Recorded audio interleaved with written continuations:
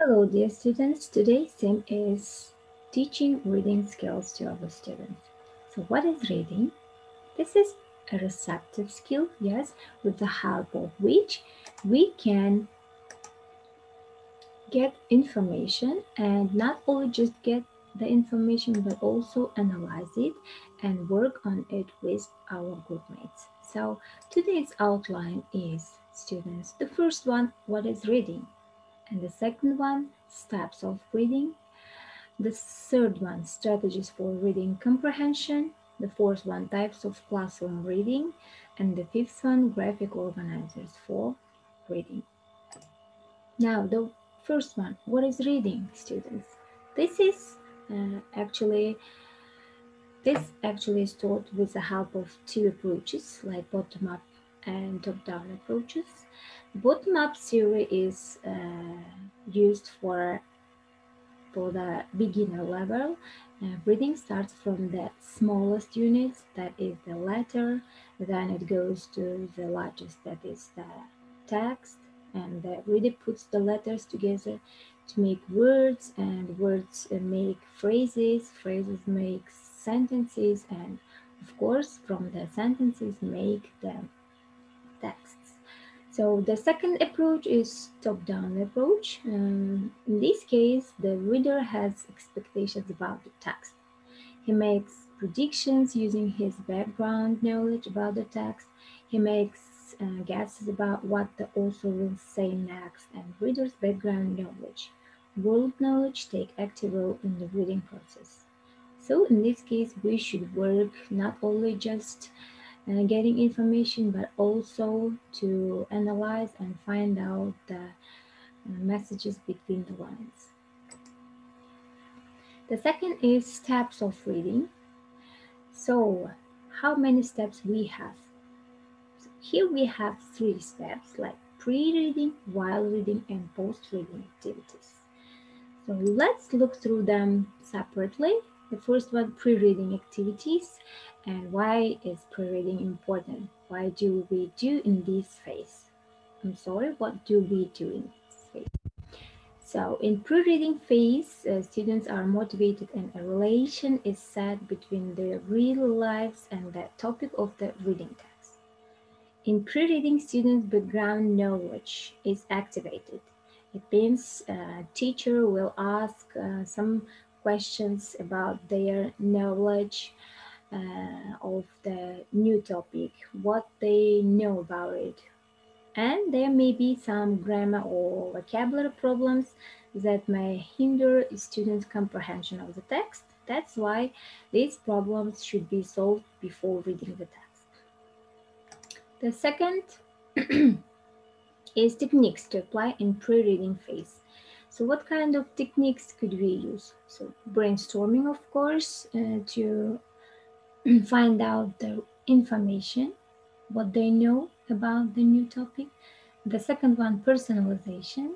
In this case, teacher or students' real life experience about the topic of the text.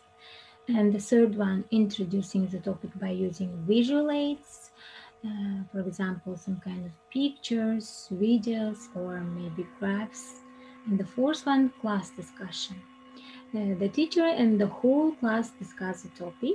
And the fifth one, groups or peers discussion. And the sixth one, listening to an audio recording related to the topic of the text. So the next is while reading. So why is while reading important? And what do we do in while reading phase? First of all, students read and comprehend the text. The second one, students improve their reading subskills during this phase by the help of questions or other types of activities. So what are the subskills?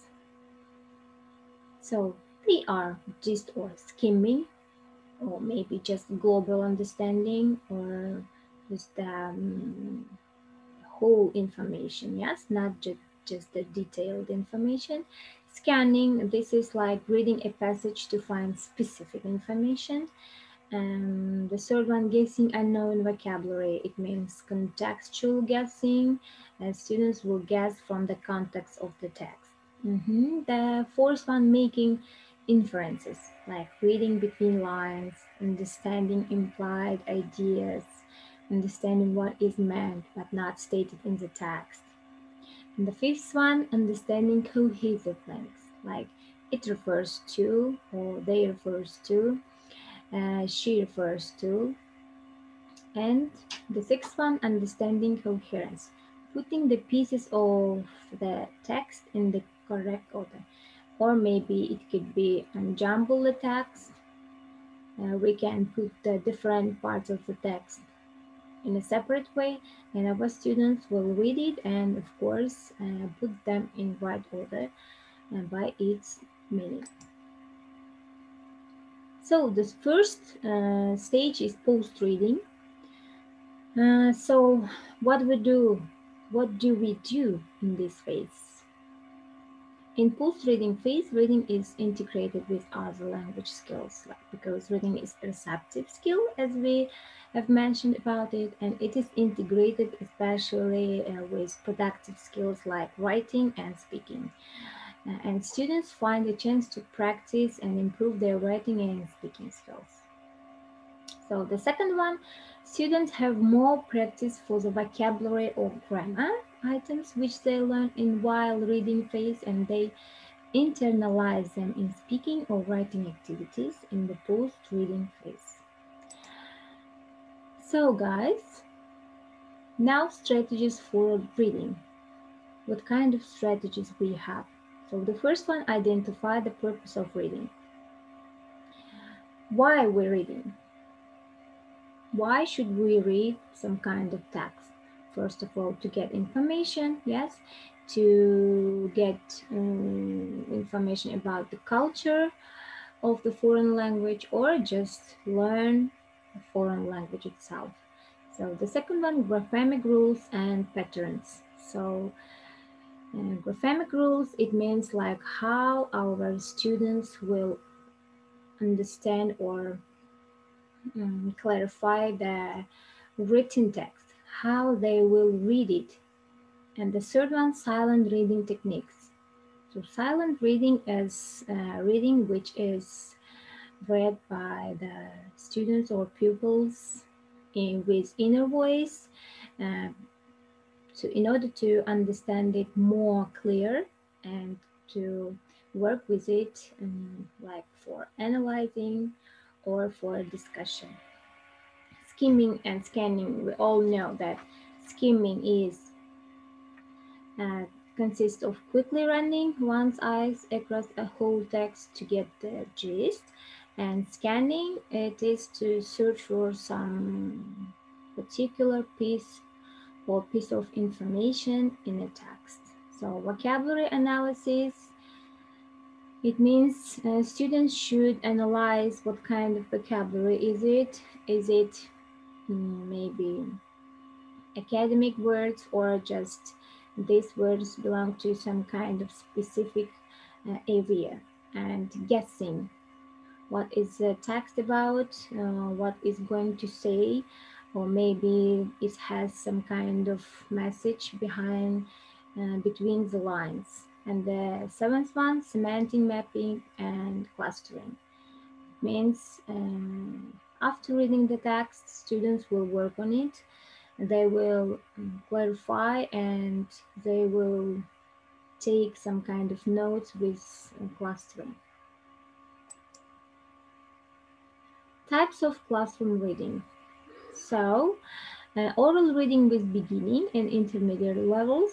Oral reading can serve as an evaluate check on bottom-up processing skills, and B, double as a pronunciation check, and encourage students' participation if teacher wants to highlight a certain short segments of a reading passage.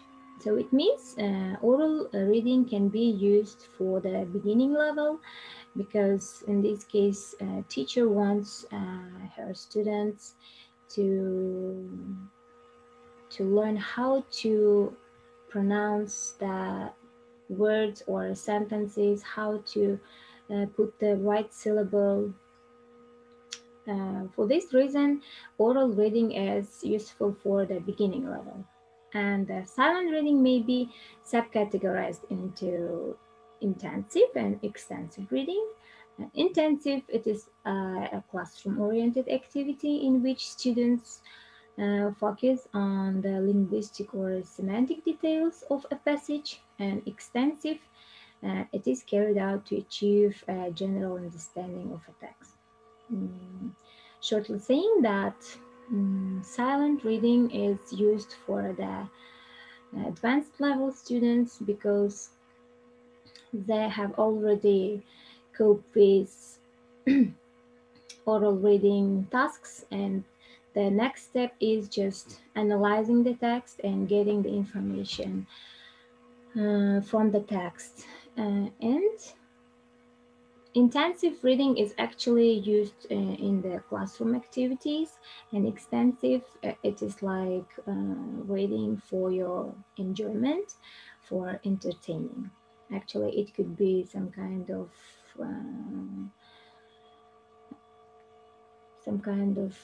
big piece of literature, or maybe fiction. So, students, as we have mentioned about graphic organizers for reading skills, what is actually graphic organizer itself? It is a visual or pictorial way of constructing knowledge and organizing information in facilitating learning and instructions. It means that if we have a big text and our students may get some kind of challenges to understand the real message of the text, and with the help of graphic organizers we could help them to understand it clearly. So graphic organizers really helpful with visual and pictorial presentation of concepts and knowledge.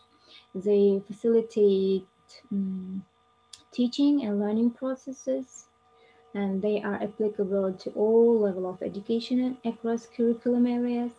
And with the help of graphic organizers, we can show positive outcomes which go beyond comprehension and reading, based, of course, on the research.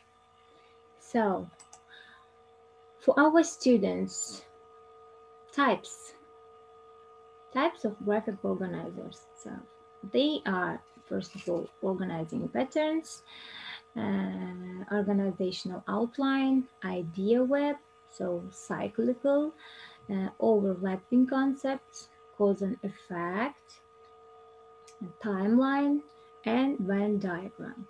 So, reading comprehension organizers like know, want to know, and learn charts. In this case, students will write down what they know about the text and what they want to know, and of course, what they have learned about it. And author's tool, what kind of tools use the author in order to give any kind of information to us, and what's the main idea. And the third is story elements, character analysis and settings. In this case, here we can see character sheet and traits list. In this case, a lotus diagram will be very useful, and character comparison on sheet, setting stage, and setting comparison also. So what can give graphic organizers for our students?